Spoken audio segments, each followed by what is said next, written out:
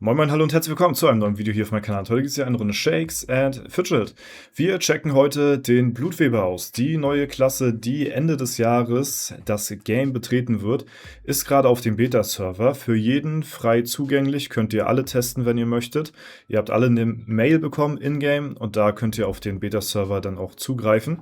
Und wir werden uns die Klasse heute mal gemeinsam das erste Mal anschauen. Ich habe noch nicht wirklich eine Peilung, was die Klasse so kann, was sie macht, aber wir gehen definitiv mal rein und checken das Ganze mal aus, ja.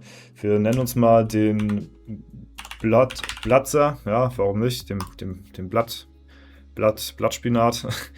Und wir haben hier wieder ein Preset, was wir uns aussuchen können, ja. Stufe 300, 400, 500, 600 können wir uns hier einmal aussuchen. Ich würde sagen, wir gehen sofort gleich in das höchste Level rein. Finde ich gut, dass man das auch diesmal auswählen kann, weil bisher war es auf dem Beta-Server mal so gewesen, dass es random war. Und deswegen, ja, choosen wir mal dieses Preset. Und genau, ich gucke mal kurz, ob man hier die, so, ja, jetzt müssen wir erstmal alles hier einmal skippen. Ja, da kann man sich einmal ausloggen, dann sollte man eigentlich nicht mehr großartig Pop-ups bekommen hier. Language, Deutsch, machen wir Deutsch und dann gehen wir auch mal direkt rein hier, ja. Symbol vom Blutweber, schon mal sehr cool, sieht ganz nice aus. Wir gucken mal in die Fähigkeiten rein, ja, einmal hier bitte zur Klasse. Blutweber machen ihren Schaden im Kampf abhängig von der Höhe ihres Hauptattributs Stärke. Also es ist eine Stärkeklasse, ja. Blutweber entfesseln in okkulten, uralten Ritualen dunkle Mächte, um die Regeln der Sterblichkeit zu verhöhnen. Sie opfern dabei Lebensenergie, um einen extra Angriff zu erhalten. Und trotzdem einmalig dem Tod. Einmalig ist auch wichtig dabei. Also nicht so wie der Dämonenjäger mehrmals so, ne? Nachdem sie sich wiederbelebt haben, verursachen sie bei ihrem Gegner einen anhaltenden Schadenseffekt, sie erhalten für den restlichen Kampfverlauf eine Ausweichchance. Okay, interessant. Also eine Stärkeklasse mit Ausweichchance. Blutweber können im Kampf gegen Magier weder ihren Blutpakt noch ihr Todessiegel. Ja, ist wieder, also Magier, vor dem Magier sind alle gleich. Ja, Fähigkeit hat der Blutweber 2.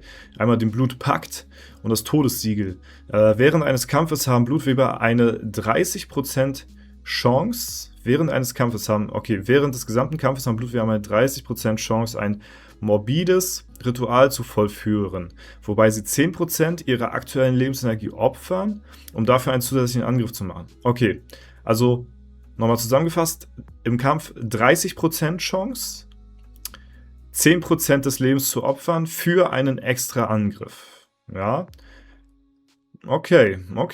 Todessiegel.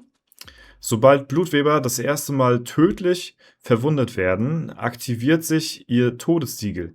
Dieses belebt Blutweber mit 50% ihrer maximalen Lebensenergie wieder und hat eine 20% Chance, beim Gegner einen anhaltenden Schadenseffekt in Klammern DOT, also Damage over Time, für 2 Runden zu verursachen. Der daraus resultierende Schadensfaktor beträgt 15%. Okay, also sobald der Blutweber das erste Mal tödlich verwundet wird er 100% wiederbelebt. So lese ich das jetzt hier. Also da aktiviert sich das Todessiegel. Ja, also sobald er einmal tödlich verwundet wird, belebt er sich mit 50% wieder. Ja, und hat eine 20% Chance beim Gegner einen anhaltenden Schadenseffekt zu machen. Okay, na, ich bin gespannt. Blutweber haben daraufhin für den restlichen Verlauf des Kampfes eine Ausweichchance von 25%. Nachdem sich Blutweber durch ihr Todessiegel wiederbelebt haben, können sie nicht länger ihren Blutpakt vollziehen. Also das fällt dann weg hier. Okay, dann haben wir einmal die Werte. Schadensfaktor 100, Rüstungsklasse schwer, Faktor 5, Lebensfaktor 5, Schadensreduktion 25%. Alright, ey, dann würde ich sagen, gehen wir einfach mal in den Kampf rein. Ja, gucken uns das Ganze mal an. Gehen wir hier in die Arena. Und okay, na gut, hier haben wir jetzt Gegner, die nicht auf unserer Stufe sind. Hier haben wir zum Beispiel jemanden, der auch Blutweber ist. Warte mal, wir können ja mal gucken, ist hier eine Gilde? Bloodweaver Beta. Können wir mal reingehen, ja. Okay, hier haben wir nur das Level irgendwie. Oh, achso, jetzt. Blood-Nachbar. Ja, wer das wohl ist, ja. Wer das wohl ist. Ja gut, okay. Potsblitz. Okay, wir gucken uns das Ganze mal an. Wir kämpfen mal einfach gegen jemanden aus der Gilde, der vielleicht noch so auch dieselben Werte hat, wie ich selbst auch. Ja, der vielleicht so frisch gespawnt ist oder so, wo man direkt reingehen kann. Ja, wir fangen mal an. Wir gucken uns das Ganze einmal an. Das ist jetzt das erste Mal. Oh, okay, krass. Da haben wir schon die Fähigkeit einmal sehen können vom Blutweber hier. Ja, also beide zünden das relativ häufig. Das heißt, da ist dann die, also da triggert quasi diese 10% Leben minus, dafür aber einen extra Angriff. Ja, das ist sehr interessant. Okay, jetzt sehen wir gleich den Tigi, wie er tot ist. Da aktiviert sich jetzt hier einmal sein Siegel. So, und bei mir jetzt aber auch. Ja, okay, die Animation gefallen mir schon mal ganz gut, muss ich sagen. Das sieht jetzt nicht verkehrt aus. Aber ja, so haben wir jetzt auf jeden Fall erstmal schon mal die erste Interaktion gesehen. Die ersten... Ah, guck mal, hier steht's. Ich bin hier sogar exposed, dass ich hier mit meinen Haken unterwegs bin. Wir haben die ersten Interaktionen gesehen, die Fähigkeiten so. Blutpakt, ja, haben wir ein paar Mal gesehen, wie er getriggert hat, relativ häufig. Und einmal Todessiegel, jeweils bei den anderen.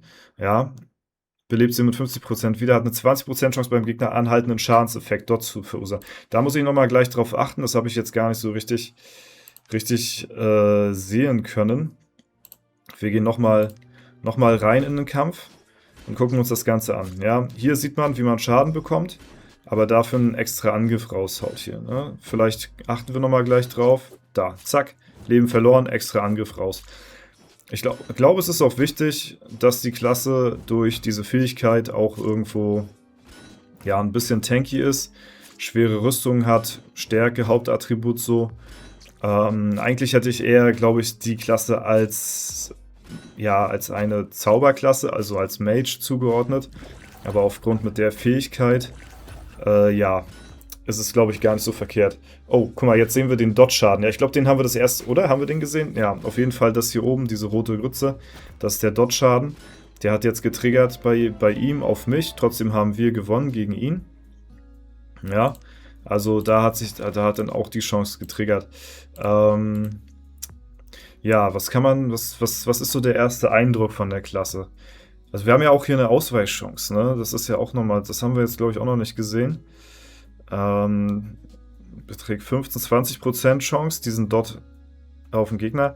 Also was ich halt hier sehe, ist folgendes. Wir haben hier eine 30% Chance für einen Angriff zusätzlich. Das ist erstmal schon mal ein bisschen random. Wenn das Todessiegel kommt, wird es ja nochmal ein Stück weit mehr random, muss ich sagen. Also, dass sich die Klasse immer wieder belebt, finde ich krass. Mit 50% halt, ne? Aber halt nur einmal. Das ist der direkte Vergleich zum Dämonenjäger, der sich halt mit mehr als 50% Leben wiederbelebt, aber hat er auch die Chance, sich öfter wieder zu beleben. Hier ist es safe, dass die Klasse sich wiederbelebt. Danach wird es halt, wenn sie sich wiederbelebt hat, sehr, sehr random so, ne? 20% Chance, einen anhaltenden Schadenseffekt zu machen, ist halt sehr random. Und 25%, ja, ist jetzt auch nicht so viel, aber man muss ja auch sagen, im Prinzip die Klasse ist ja schon einmal gestorben dann, ne? Das muss man ja auch dazu dann einmal sagen. Ich muss mal gucken, haben wir hier irgendjemand in der Gilde, der vielleicht eine andere Klasse außer Blutweber spielt? Ja, hier haben wir einen Magier. Ja, ich hätte mal gerne so noch einen Krieger oder sowas gesehen. Irgendwas anderes. Außer dem Blutweber jetzt gerade nicht. Ich würde mal gerne wir können ja mal in der Arena einmal gegen andere Klassen spielen, das ist klar, dass wir... Ja, da müssen wir wahrscheinlich jetzt ein bisschen höher sein von... Ach ja, stimmt, wir sind ja auf F9 hier. Da können wir einmal gegen uns selbst spielen, das bringt natürlich gar nichts. Ja, aber wir haben zumindest einen Hit überlebt, also das ist ja super. Ich guck mal in den Bereich hier irgendwo rein. Ja, die Werte sind sogar einigermaßen gleich, auch wenn das Level natürlich deutlich höher ist. Gucken wir mal einfach mal so einen Fight gegen den Kundschafter an. Ja, super. Ja, okay. Ja, also, wenn er halt ausweicht, dann kannst du auch nichts machen, denn, ne? Okay. Bisschen zu stark. Gehen wir mal in den Bereich hier rein. Und ja, da sind die Werte auf jeden Fall deutlich niedriger.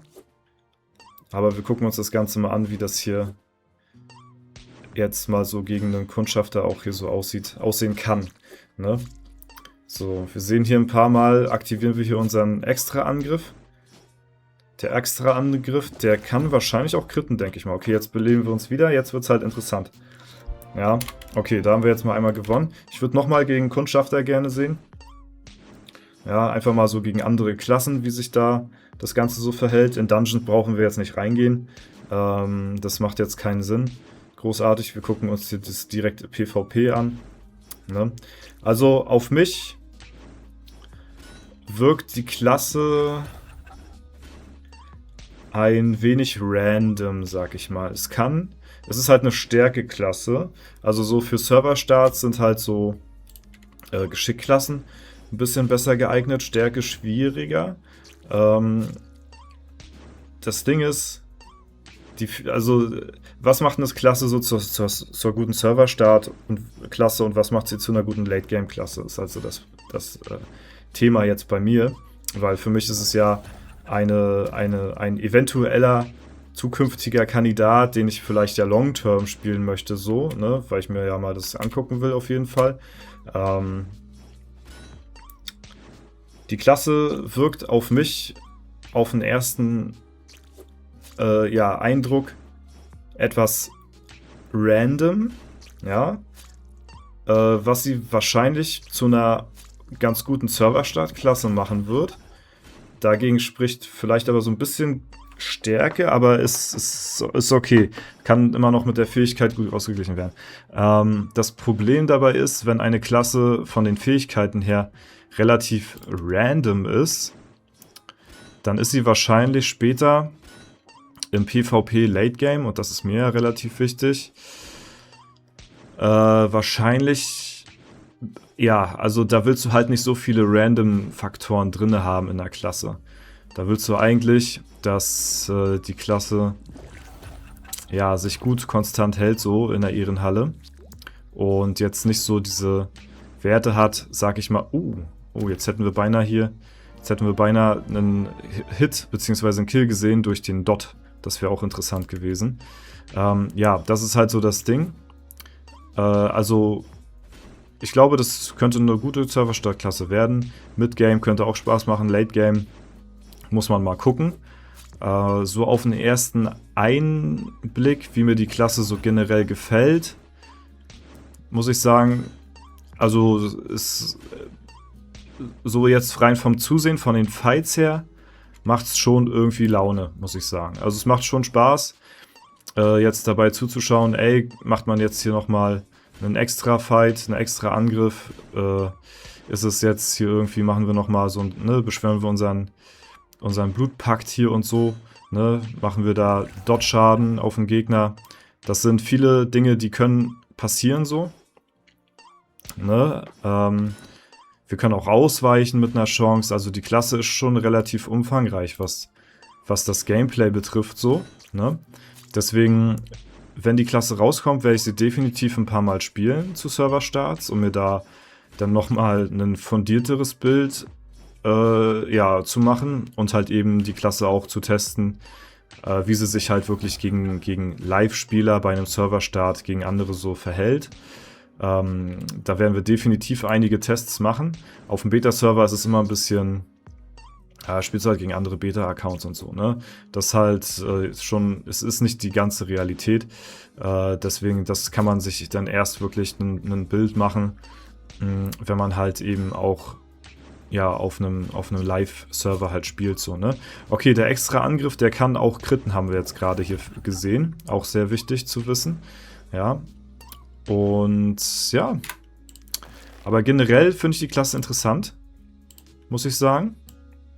ist etwas, was ich mir in Zukunft auch vorstellen könnte, will mich jetzt aber noch 0% festlegen, wirklich, ne? Also, ob ich die Klasse jetzt irgendwie eines Tages Long-Term spiele, so kann ich jetzt noch nicht so 100% sagen, ne? Es ist wieder eine Stärkeklasse, damit wäre das meine dritte Stärkeklasse neben den BM und Krieger, ne? Eigentlich wollte ich eher so nochmal dann eher so Richtung Geschick, weil die Geschickklasse fehlt nur noch, aber es wäre jetzt halb so wild, sag ich mal, ne?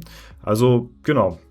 Schreibt mir mal sehr gerne in die Kommentare, was so euer erster Einblick ist von der Klasse. Wie gesagt, jetzt hier in die Dungeons brauchen wir nicht großartig reingehen. Das sind hier mitunter ja auch keine Gegner, ne? Deswegen, genau, haben wir uns jetzt mal so ein paar Fights angeguckt gegen andere der Klasse, derselben Klasse so, gegen andere Klassen, ne? Und konnten uns jetzt erstmal so einen kleinen Einblick vom Blutweber so machen. Also ich muss sagen, ich finde die Klasse jetzt so rein ja, also wie sie mich halt hier jetzt so unterhält in den Fights, finde ich es jetzt gar nicht mal so verkehrt. Ne? Ist vom Prinzip her eigentlich eine coole Klasse. Aber ich muss halt erstmal noch gucken, ne, wie wir es langfristig machen werden auf jeden Fall. Ne? Ansonsten, ja, wie gesagt, bin ich auf eure Kommentare gespannt, was ihr zu der Klasse sagt. Lasst es mich gerne wissen. Checkt sie sehr gerne mal selber aus auf dem Beta-Server.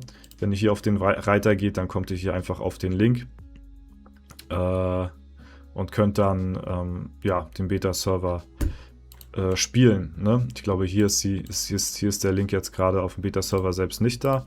Aber wenn ihr jetzt hier so in-game reingeht, dann solltet ihr auch die Mail bekommen haben und könnt das Ganze hier auch mal ausprobieren. Auf Post gehen. Na, Post, so, hier den Reiter und dann Beta-Server. Hier, da drauf gehen. Ne? Okay, Freunde. Ey, das war's soweit von mir. Ich wünsche euch noch einen super schönen Tag. Wenn es euch gefallen hat, lasst gerne eine Bewertung, Kommentar dazu da. Ansonsten, ja, verabschiede ich mich. Haut rein und bis zum nächsten Mal.